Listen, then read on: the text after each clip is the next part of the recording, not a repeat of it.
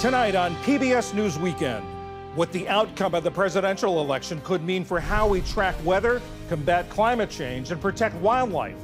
Then why some of the baby food on supermarket shelves may not meet recommended nutritional guidelines. We're kind of in the wild, wild west with baby food right now. We don't have guidance, we don't have regulatory reinforcement of what needs to be in there and what needs to be limited, and that can be very confusing for families.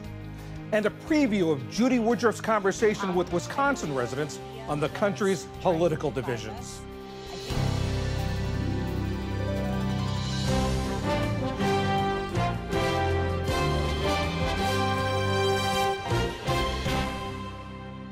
Major funding for PBS News Weekend has been provided by Consumer Cellular. This is Sam. How may I help you?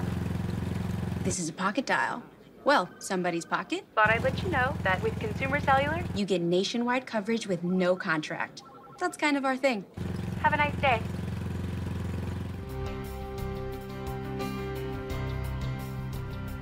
and with the ongoing support of these individuals and institutions.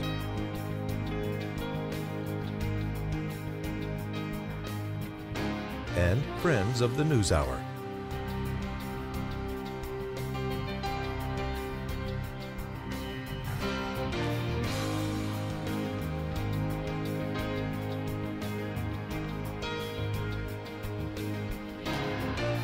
This program was made possible by the Corporation for Public Broadcasting and by contributions to your PBS station from viewers like you. Thank you. Good evening, I'm John Yang. Tensions in the Middle East are reaching new dangerous levels as Israel and Hezbollah intensify both their tit-for-tat assaults and their threats of more violence. Overnight, Hezbollah launched more than 100 rockets, missiles, and drones at Israel, targeting areas deeper into Israeli territory than before. Some hit near the city of Haifa. At least 3 people were injured, and Israeli hospitals went on wartime footing, moving patients deep underground. Israel sent a barrage of rockets into Lebanon. The Israeli military said it struck terrorist targets and thwarted Hezbollah's plans for an even larger attack. On CBS's Face the Nation, Israeli President Isaac Herzog said his country is prepared to do what it takes to defend itself. This is jihadism at its best, and that's what we are fighting. And I wish, truly, and I say it as the President of Israel officially, and I say it outright because I know we don't want war, but if it's waged against us, we go all the way. Israel's ordered Qatar-based Al Jazeera to shut down for 45 days. The channel's cameras were rolling early this morning when Israeli forces raided their West Bank offices. The broadcaster had already been barred from operating in Israel. In Ukraine, Russia launched a new wave of attacks in Kharkiv, the nation's second-largest city. Bombs hit high-rise apartment buildings, injuring 21 people, including an 8-year-old boy. President Volodymyr Zelensky condemned the attacks and renewed his call for Western allies to provide more long-range weapons. A massive rescue operation is underway in Iran following one of the worst mine disasters in the country's history. At least 50 people are dead and 20 others injured after the explosion in Tabas, about 335 miles southeast of Tehran. Authorities blame a methane gas leak for the explosion. In Birmingham, Alabama, federal law enforcement officials are helping local police investigate a deadly mass shooting. Police say more than 100 shots were fired in an entertainment district known for its bar and restaurant scene. 4 people were killed and 18 others wounded. Investigators believe multiple people opened fire and that many of the people hurt were bystanders caught in the crossfire. There have been no arrests. According to the Gun Violence Archive, so far this year, there have been 404 shootings in America involving 4 or more victims. And former Miami Dolphins running back Eugene Mercury Morris has died. Morris helped power the Miami offense to 2 Super Bowl championships and in 1972 to the only undefeated season in NFL history. Mercury Morris was 77 years old. Still to come on PBS News Weekend, the potential political storm facing the nation's top weather and climate service, and why a majority of supermarket baby food is unhealthy. This is PBS News Weekend from the David M. Rubenstein studio at WETA in Washington, home of the PBS NewsHour, weeknights on PBS. North Carolina's historic rainfall this past week is the sort of extreme weather event that's become more frequent and more severe. According to the union representing its employees, by July, the National Weather Service had issued some 13,000 severe thunderstorm warnings, 2,000 tornado warnings, and 1,800 flash flood warnings. The Weather Service and its parent agency, the National Oceanic and Atmospheric Administration, or NOAA, are targeted for drastic changes in Project 2025. That's the roadmap for the next conservative president. Many of its authors are former Trump administration officials, although the former president has tried to distance himself from it. Rachel Cletus is policy director in the Climate and Energy Program at the Union of Concerned Scientists. Rachel, the section on NOAA in this Project 2025 is written by Thomas Gilman. He was in the Commerce Department in the Trump administration. He was an executive at Chrysler before that. The section says that NOAA has become one of the main drivers of the climate change alarm industry, and as such is harmful to future U.S. prosperity. It should be broken up and downsized. What do you say to that? Well, that is an extremely damaging attack on an agency that is providing science that helps keep people safe, helps keep critical infrastructure and our economy safe. As you pointed out, NOAA's Weather Service is providing information that helps communities get prepared ahead of things like extreme heat waves, major storms and hurricanes, when we have these flooding events, when we have wildfires. This agency is crucial in providing the kind of information that helps first responders get out ahead, helps communities prepare, and saves lives, frankly. So attacking this agency, attacking the science that it's doing is really damaging to the public. They would like the private sector to run rampant and not be fettered by any kind of guardrails. And we all know that the climate crisis is accelerating, getting worse, having an impact on our economy as well as the environment. We've seen homes get destroyed, infrastructure get destroyed, insurance rates skyrocket. This is about our country's healthy future, our prosperity, our children's prosperity. So this document is just an incredible assault on science-based policymaking, and it will have a disproportionate impact on low-income communities and communities of color who have long borne the brunt of pollution in our nation. And it's more than just the Weather Service in NOAA. When they talk about the National Hurricane Center and the Oceanic and Atmospheric Research Office, they call it the source of much of NOAA's climate alarmism and say that their data should be presented neutrally. What do those offices do? What do those agencies do? How does it relate to research on climate change? And what do you take of their saying that the data should be presented neutrally? Look, the reality is climate change is a scientific fact, and we are seeing it in the impacts all around the country today. We've seen these extreme weather events. We're seeing billion-dollar disasters mount around the country. We have seen incredible extreme heat waves just this year in our country, major wildfires, Hurricane Beryl, Hurricane Francine that stalled out with major rainfall. This is the reality. This is not about climate alarmism or whatever that might mean. This is about climate reality. This is an agency that is not policy prescriptive. It's providing essential scientific facts that track both the day-to-day weather as well as the long-term trends, including that caused by climate change, which is driven by fossil fuel emissions.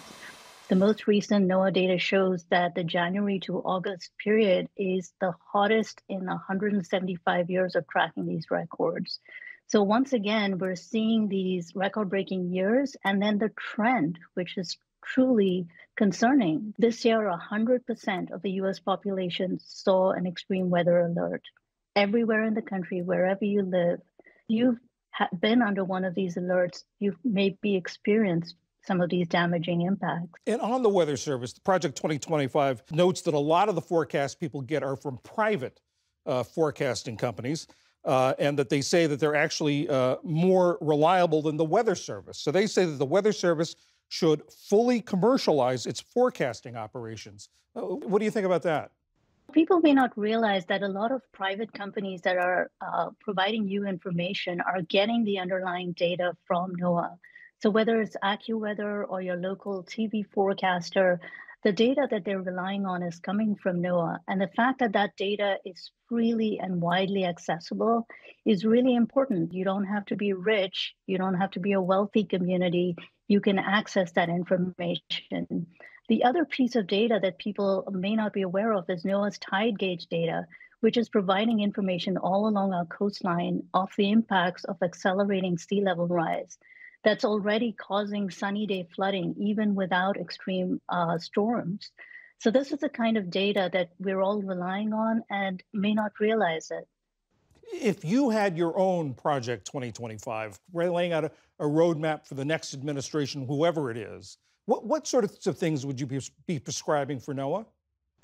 Well, I think one thing we should all want is independent scientific information that can help us get to better policy making. So agencies like NOAA providing that information, that their scientific integrity is protected, that their scientists can provide the information and not be afraid of intimidation, and that that information can help guide policymakers, that can help us both in the near term as well as in the long term prepare for the impacts of climate change. So having NOAA be an independent, well-resourced agency that can do its work, essential work that we depend on, that's what we should be looking for as a nation. Rachel Cleetus of the Union of Concerned Scientists, thank you very much. Thank you so much for having me.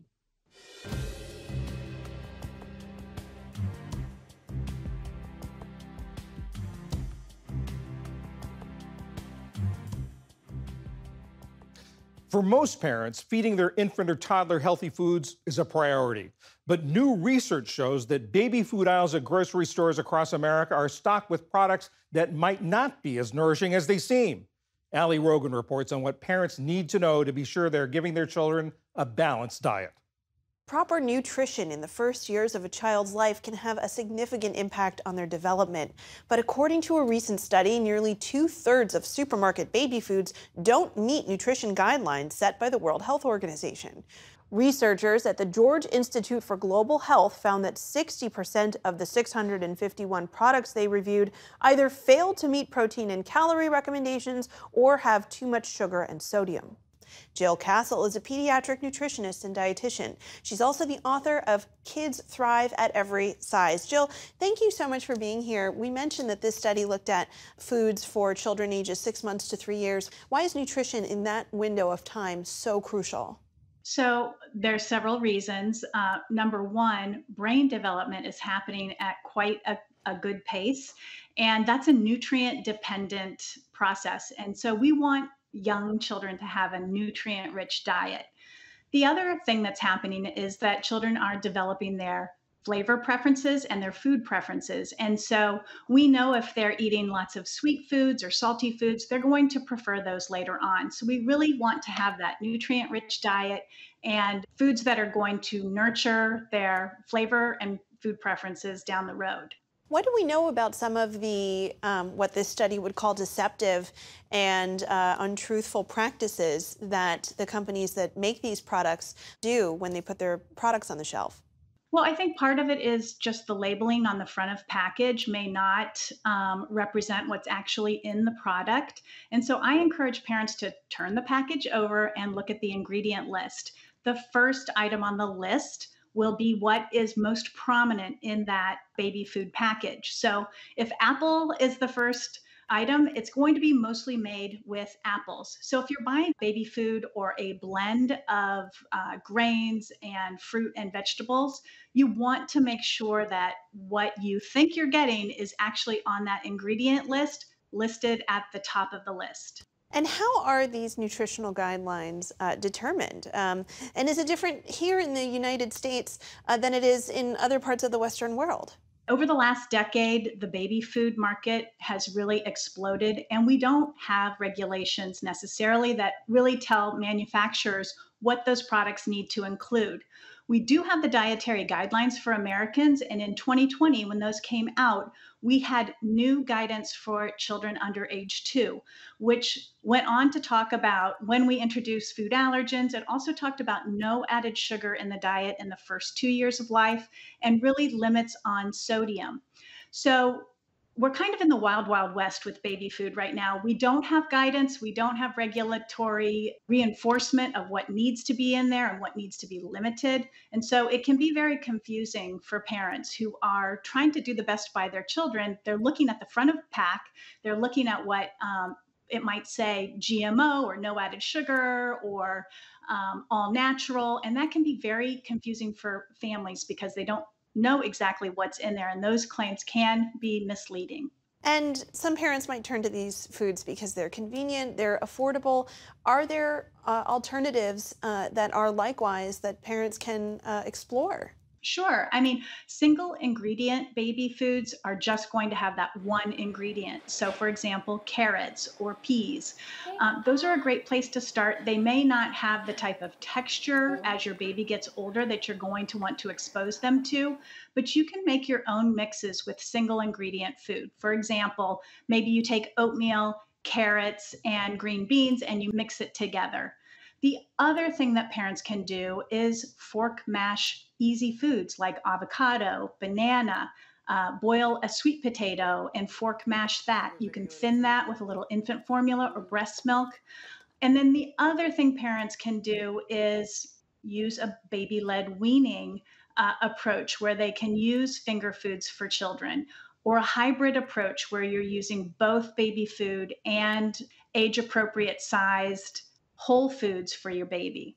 What about for parents who live in places where fresh food might not be as readily available, food deserts where supermarkets are sparse? What are their options?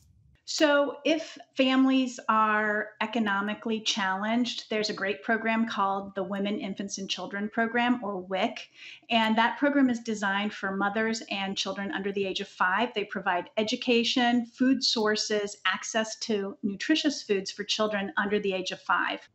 And what advice do you have for parents who might be looking to change course? They might have read these studies and found that what they're feeding their baby isn't as nutritious as what they thought. What would be your advice for those parents? I would say don't panic. There are lots of foods out there. There are brands out there that are doing a good job, although these brands weren't highlighted in the article. But I would say, you can always talk to a registered dietitian or your pediatrician and ask for guidance, but don't panic. Variety is really the key, and looking for foods that are going to be rich in nutrients to help nurture your baby's relationship with food, their growth and development, and their flavor preferences. Jill Castle, pediatric nutritionist and dietitian, and the author of Kids Thrive at Every Size. Thank you so much for joining us. You're so welcome.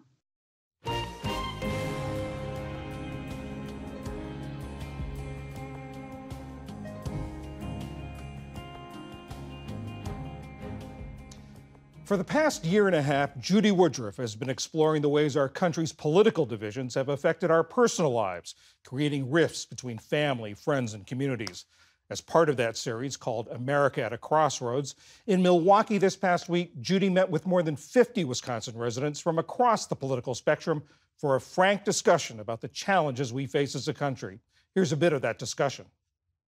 I have family members that want to throw the racist card at me. And I want to let people know, as a Trump supporter, I am not racist, and I don't believe that Trump is either. As a Black man, the only thing that he tries to identify with is my struggle. Not me being a parent, not me being a person trying to work and pay bills and buy a home and things like that. That's part of a PBS special that airs tomorrow night called Crossroads, A Conversation with America. And the leader of that conversation, Judy Woodruff, is here now. Judy, those sentiments, people feeling that political division personally, how common was that? We heard it from a number of people, John. As you just said, it's more than 50 Wisconsin residents. We heard several people who are Trump supporters saying that they have family members who won't have anything to do with them. You just heard that woman say it's really hurt her in what's happened in her family. We had another woman tell us that she'd lost customers once. This is a woman who owned both a shooting range, interestingly, and a beauty salon. And she said when her customers, some of them heard that learned that she was supporting Donald Trump, it affected them, and they stopped doing business. They stopped patronizing her business. On the other hand, we heard people who are very much Democrats supporting Kamala Harris or Joe Biden before her, saying that it had caused deep splits in their families as well. So we know now this is, and we hear this, we've heard this across the country over the last year and a half. You touch on a lot of difficult subjects here. We heard some of it. Did anything in the discussion surprise you? Well, a lot of things surprised me. I mean, for example, we asked people, you know, about specific issues that were the reason they mainly support either Trump or Harris. We had a Trump supporter talk about her family. She said, we're a family of immigrants, but we believe in coming across the border and doing it by the books, being legal. And we don't believe in allowing people to come into the country and take jobs and frankly take the place of people who've paid their dues.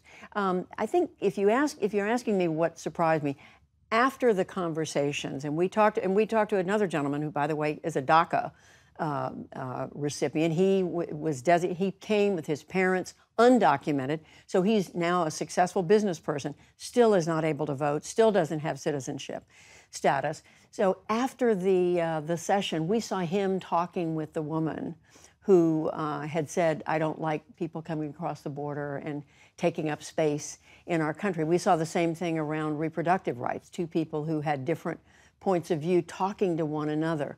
So there is the possibility of common ground. It's just that you don't hear much space for it, John, in the public space out there. That's interesting. Did you come away from this more hopeful, less hopeful about the political discourse in America? You're not going to like this answer, but it's both. I mean, I clearly am. You can't help but be discouraged when some people express very strong feelings on one side or another. And most people in that room told us that they believe compromise is a good idea, that we should be seeking common ground. But they also said there are things that I don't want to compromise on. I also think, John, frankly, many of these people were on good behavior. They knew that we were filming this, and we probably got the best answers that they were going to give. We had a political science professor from the University of Wisconsin joining us who said, I think maybe when some people go home, they may be more candid. But I have to say, on the other hand, you know, in traveling around the country and in Milwaukee Monday night, you did get this sense that people are tired of this division. Yes, they have strong feelings. Yes, they have strong principles, but they want to be able to function as a society, as a people. And there was just to me, there was a sense that they'd like to see us figure out a way through this. Sounds like a fascinating conversation. Judy Woodruff, thank you very much. Thank you. Thank you, John. And Crossroads, A Conversation with America, airs tomorrow night on PBS at 9 p.m. Eastern, 8 Central.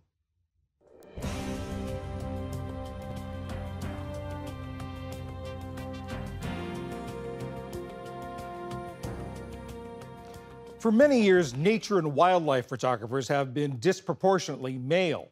But tonight, the story of a young girl in India who's helping change that stereotype. Ali Rogan is back with her story. I am Shriyogi Mehta and I live in India, Faridabad, and I'm 10 years old. Shriyogi Mehta is the eyes behind this photo, a highly commended image that's part of the prestigious Natural History Museum of London's Wildlife Photographer of the Year Awards. So I took it in November 2023. Me and my dad went to Kirati National Park, which is in Bharatpur. And then in the morning, it was around 6 or 7. We were walking through the forest and my dad showed me a path with the mist and the golden light mix together. It was creating shades of golden and yellow light. With the 2 peahens in the center of the road, and he was telling me how to frame the shot. She's been capturing wildlife from a very young age. I touched the camera and was really fascinated by them. I must be 2 around then. And since then, I got to know about camera. I learned more about cameras. And when I was 6, I began to use my dad's camera. But I grew up with cameras around. Photography runs through her veins, from her mom Kahini's small camera to her dad Shivang's professional long lenses. They run a wildlife photography tour company together, and Shrayovi has traveled with them to encounter all kinds of animals in the wild. Hi friends, we are at Ranthambore National Park. We are searching tigers. This is our 5th safari. I've clicked llamas, deers, tigers. She's a dedicated student. Her days start early. So I wake up at 4:45 for my photography lessons, and then at 5 to 6 is my photography lessons, then 6 to 7 I get ready for school. She's set her sights on a career in photography in the long term, and in the shorter term she wants to go to the Himalayas with her dad and photograph a snow leopard. For PBS News Weekend, I'm Allie Rogan.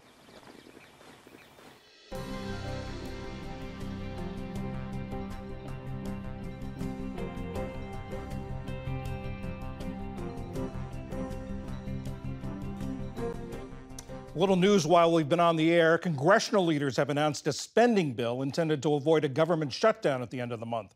It would fund the government for about 3 months, pushing longer-term spending decisions until after the election. Both chambers would have to pass the bill this week to make the deadline. And that is PBS News Weekend for this Sunday. I'm John Yang. For all of my colleagues, thanks for joining us. Have a good week. Major funding for PBS News Weekend has been provided by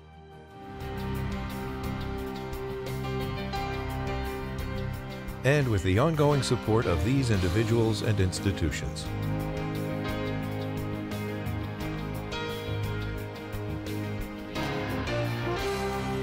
This program was made possible by the Corporation for Public Broadcasting and by contributions to your PBS station from viewers like you. Thank you.